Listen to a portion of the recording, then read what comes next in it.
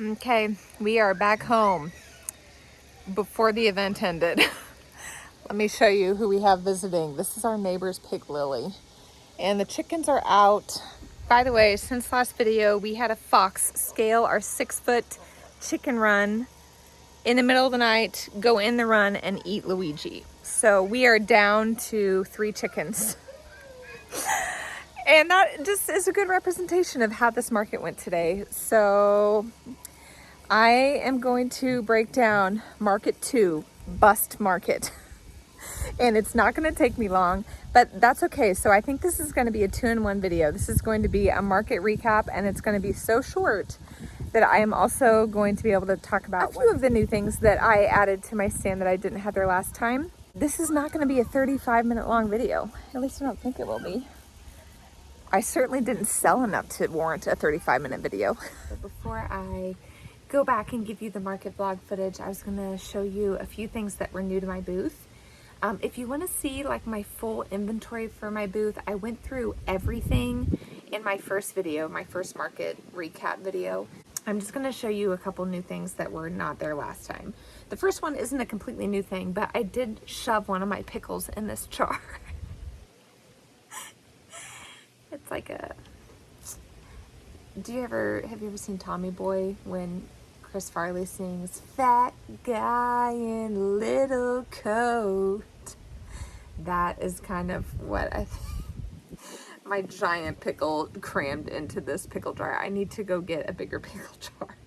I will say more people commented on the pickles this time around, so maybe it was due to fat pickle in a little jar. New things to the shop. This is my bigger size bee. This is 36 stitches around. My other bees are 30 stitches around. I didn't bring one of those, but we'll say it's like this size. Okay, there's the size difference. My normal bees I sell for 15. This one I have on sale for 25.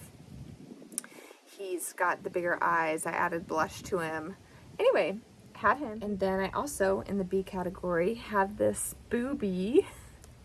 This is a pattern I got from Ray Mara Crochet. She's one of the people that really made me want to do a YouTube channel. He is super cute. Here's his little wings in the back. Little wings in the back. Little embroidered eyes. This guy I also have going for 25, and hopefully he will do well as we get closer to fall market season. This is a free pattern by Crochet by Gina, I believe is her name, on Instagram. I think this is pretty popular. Hers is, it's yellow with an orange beak and orange feet. So I did mine with a typewriter speckled yarn from Bernat. And instead of doing the little feathers on top, I just did mine with red to make him have a comb. Like flapping her little wings. Anyway, she cracks me up. I really love this one. So I had mini pigs at my last market like this that sold out. I had 3 of them at my last market that sold out, and so I wanted to make more of them and then make a muddy pig option. So this is the same pattern, but this is with Bernat almond, and then I did Bernat baby sand for his muddy ear, his snout, and then I embroidered on the side some little muddy hearts.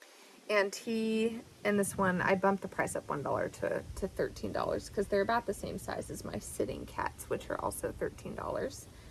I have this set up here, and some of these cats are new, so I'll show you those. All right, my new mid-size kitty is this little tabby guy here.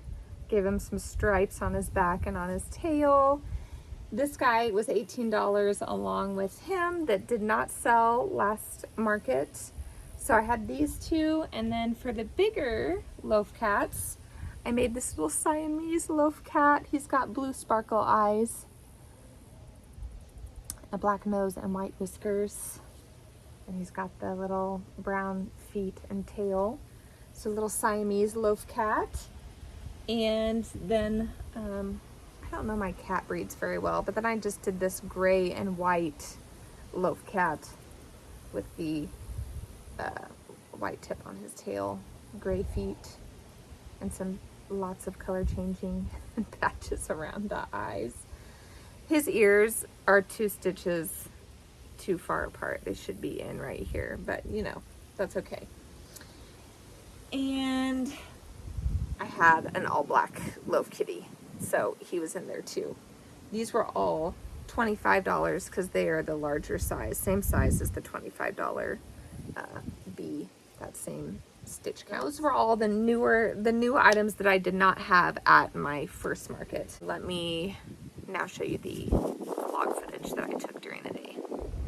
Good morning, it's market day. The hubs and I, my chauffeur and grunt laborer, are off to my second market. This one I think is going to be quite a bit different than my first one, just because it's in a more remote area. Our last one was in a like town square, so it was kind of in the middle of everything. This one is not, and so unless you know about the fair already, you're probably not gonna like stumble upon it. So I am shooting low today.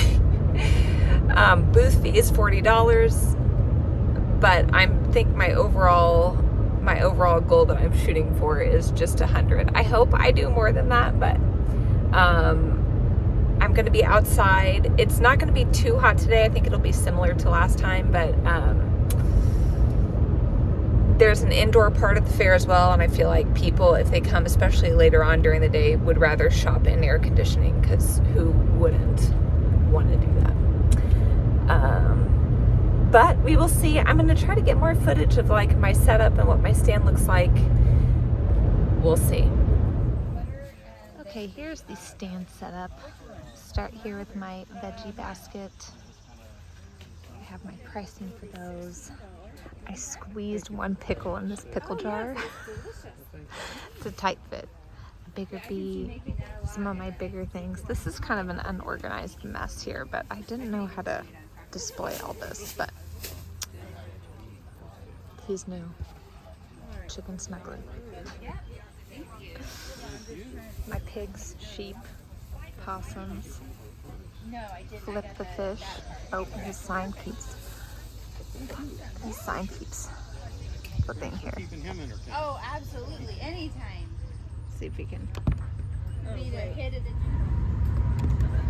Oh, there we go. Hamster. That train rolling through. That's been fun. This is my little adopt a kitten bin. A jumbo axolotl. A rainbow of smaller axolotls. My chickens. My gnome. Yep. Mallards, frogs, mushies, eagles, turtles, octos. I don't know how I totally forgot to record my floating bees, so here is a little blip from my reel that I made on Instagram. And I also forgot to like do a whole panning around of my entire booth, which I still didn't get my bees in. But here you go. Okay, so I have time to check in because there's literally no one at this market. We've had, I would say, under 10 people. Would you say under 10 people walk by? What time is it? 10:10. We've been here an hour, and there's maybe been 10 people walk by our booth. I did have one sale so far. I sold an ice cream cone, which of course I didn't take a picture of beforehand, and an octopus, which is funny because I only sold 1 octopus at my first market when I was making a lot more sales. So it's funny that was my first one today. But they were students. I used to teach English, and they were students of mine that came, so they saw me market this on Facebook. But if I hadn't done that, literally, we've had no sales. Maybe things will change, but I'm not betting on it. All right, this is James and I coming to you with our 12 o'clock check-in. It has not picked up at all. It's super hot out. It's hot. We are in the shade at least. Mm-hmm. But I don't think there was any marketing done for this. And we're in this, like, I don't know if you can see this fencing? This goes all around this, like, yard area. They knew they were hosting this event. They did not mow the grass.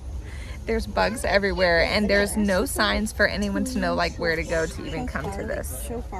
The best part of this is that our neighbor vendors have an 11-week-old golden retriever puppy. Yeah. Good boy, Charlie. Hi, Charlie. Can you pet Charlie? Did he give you lots of kisses? Yes. Oh. What do you think, Will? Good job, Will. Mom. Okay, as you can see, that went super well. But you have got to do the bad markets to learn, like, what to look out for. And you'll never make connections with other vendors or anybody else unless you go to markets. And that means you're going to hit some doozies sometimes. But I learned a few things, which I'm going to go through after I talk about my sales, which shouldn't take very long. So I actually have ties for 3 bestsellers. The very first thing I sold was surprising to me. I sold an Octo. So I sold it in this color, okay, an Octo in this color. It was my very first sale. And then also I had a pink Octo that I made last market, and the Octos that I had for sale were navy, teal, and the smoky green. And then I had this light pink one that seemed totally out of place. So I turned it into an ice cream cone, and I just literally just took the Octo that I had made already, and I sewed a cone onto the bottom. And it was my first sale, was an octopus and then an ice cream scoop that I made out of an octopus. I sold 2 possums, one to my mom, who bought it for a coworker who's like some side business they have are called the Possums, and so she bought him a possum. And then I had one other couple buy a possum for me. So that was $18 for $36. By the way, my octopus I had for $15 and my ice cream scoop I had for $15, so that was $30. My last 2 items that I sold were both chickens. I sold a white chicken and a black and white speckled chicken, which those were the colors for my last market. I sold 3 of the black and white speckled chickens, a white chicken, and then a brown speckled chicken. Like 8 or 9 different colors for my chickens now, and these are the ones that have been bought for my first 2 markets.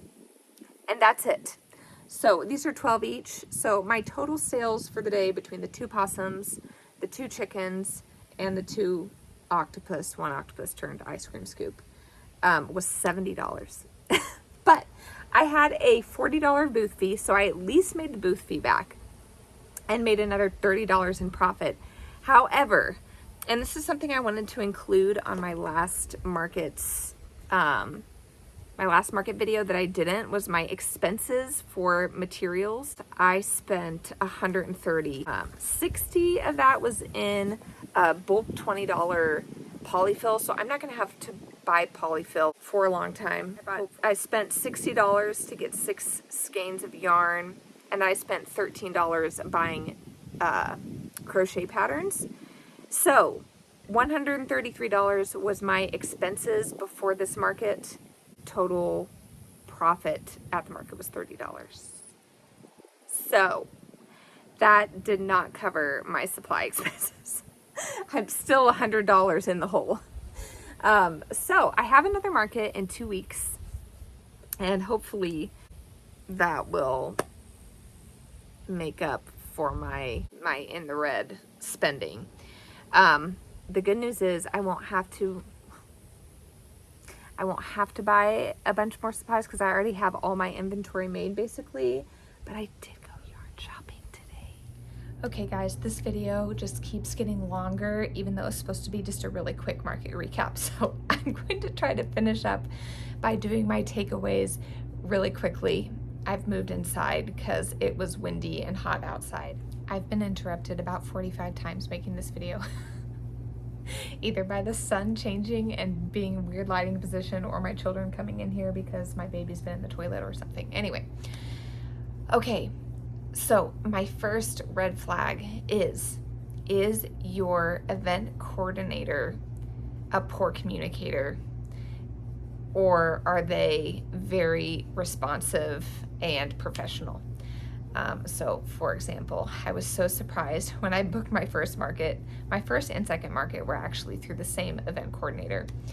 And I was so surprised that I got zero confirmation message or email that the event coordinator had accepted my application and received my booth fee. I expected at least some kind of like 2-sentence message that said, "Hello, thank you, we've received your application and we are accepting you at our event. We look forward to seeing you on this day. Be expecting more information as the event gets closer," or something similar to that. Instead, I got crickets. I messaged my event coordinator multiple times about scammers on the page that she never addressed, about how many vendors were at the event, about how many crocheters were at the event. These are all questions that I asked the event planner that she never really specifically responded to. She was very vague in her responses, and I felt very much like not knowing what to expect when I went in. And the other 2 markets that I have booked coming up was a completely opposite situation. I got an immediate response, or just generalized like company email telling me where and when and what to expect for the event. And I should have known. I should have known. This is kind of weird with the first one.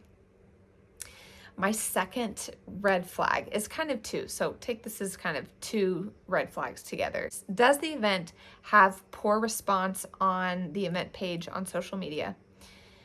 And is the event located in a strange place?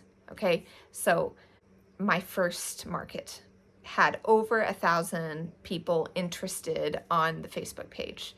My second market had under 500 people interested on the Facebook page. My first market was located in a town square, so it was surrounded by businesses. It was very visible. There's like a fountain and a gazebo and sidewalks that went through the whole area. Even if you had no Facebook page to see the event, you could have very easily been driving through town and seen, oh my goodness, what is this going on? There's all these people and booths set up. So it was very visible and easily accessible, no matter if you knew about the event or not. My second event, we MapQuested it because I didn't know. Is MapQuest even a thing? Google Mapped. Am I showing my age? We checked Google Maps for the address, and we were like, where is this? There weren't any businesses around it. It was like at the back of this residential neighborhood. And it should have been like even more like when we were driving up to it. It was like there was no signs on the main road being like, hey, craft fair today at this address or anything. We were like looking at our phones trying to find this place. Even when you pull in, the place where they had all the outdoor vendors was totally hidden behind this privacy fence. So even if you happen to get lost in this small residential neighborhood, you still wouldn't have seen the event going on. So if you had those 2 things together, low Facebook activity and weird location, big red flags. I would be hesitant on booking those. My green flag is if you are not an experienced vendor and you haven't booked markets, just book one. If you find one that's weird, that's low interest on Facebook, and you've never done it before, just book it. Because the only way you're going to learn these things is if you meet other vendors and go to events. If you don't do those things, you're not going to know, this does not look good, or this looks really promising. You just have to jump in and do it. Then you'll learn, you'll meet vendors and be like, hey, I've heard sip-in shops are really successful, or I have an event booked at this location, or I've been there before and this has worked out really well. and you kind of get to network off of each other. Also, oh, here's another like green flag recommended thing to do is to go and introduce yourself and talk to other vendors, even if they're selling the same thing as you. I had a girl come up to me during the market that was in a booth inside. Her name was Ashley. Her Instagram, or her name is Heartful and Hooked Creations. I will link her Instagram account below. But she came up to me and was so sweet, introduced herself, was looking at my stuff in my booth. We traded business cards. She was talking to me about just where she got started, how many markets she's done. She was so kind, and I was like, you know what? That's the kind of person I want to be at the events, that doesn't view other people as competition, feel the need to like, you know, totally ignore them or act weird, which is more of my thing. Like, I don't know how to communicate with you, so I'm just going to avoid situations. I would much rather be like this girl. That is it. Those are my red flags and green flags that I've learned in the 2 markets I've done. I have another market in 2 weeks. Hopefully it's better than this one. I will let you know, and I will hopefully get better at making my videos not so long. Not so long. But I maybe we'll check in next week with kind of what I've crocheted or what I've been making, even though I don't have a ton of inventory obviously to restock before next time. But I'll see what would be useful to post. Anyway, thank you guys for watching, and I'll see you in the next one.